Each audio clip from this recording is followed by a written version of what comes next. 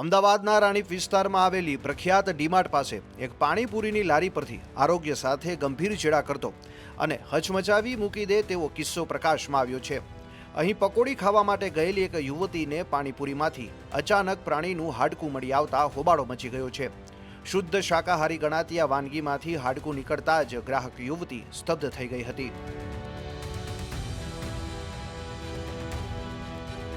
આ ઘટનાએ પકોડીના શોખીન અમદાવાદીઓની આંખ ઉઘાડી દીધી છે અને ખાદ્ય પદાર્થોની શુદ્ધતા તેમજ હાઇજીન સામે મોટા સવાલ ઊભા કર્યા છે।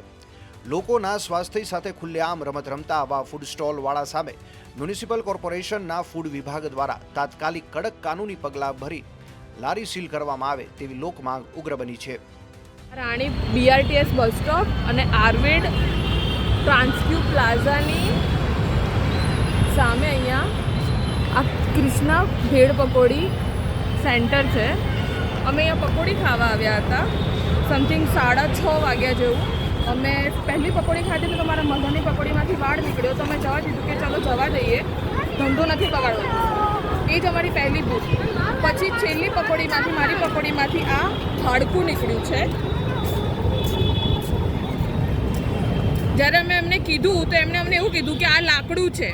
એના પછી અમે અમારી જોડે આવેલા પકોડી ખાનારા બીજા 4 લોકોને બતાવ્યું તો એમણે બી કીધું કે આ હાડકું છે। એના પછી જ્યારે અમે એમને કીધું તો એમણે એવું કીધું કે ના લાકડું છે, અમે તમને કાપીને બતાવીએ। આ હાડકું જ્યારે એમણે કાપ્યું તો કપાયું નહીં, એમને ખબર પડી કે આ હાડકું જ છે। તો પછી અમને એવું કહે છે કે અમને માફ કરી દો, અમારાથી ભૂલ થઈ ગઈ, હાડકું ઉડીને આવ્યું હશે પકોડીમાં। ધૂળ માટી ના ઉડે પણ હાડકું ઉડીને પકોડીમાં આવે।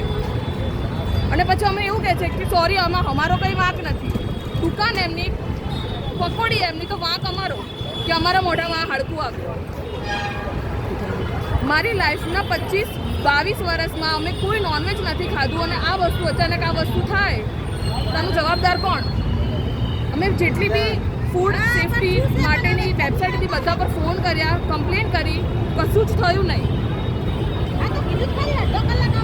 અને હવે અત્યારે અમને ખાલી એટલું કહે છે કે સોરી, આમાં અમે કશું જ ના કરી શકીએ।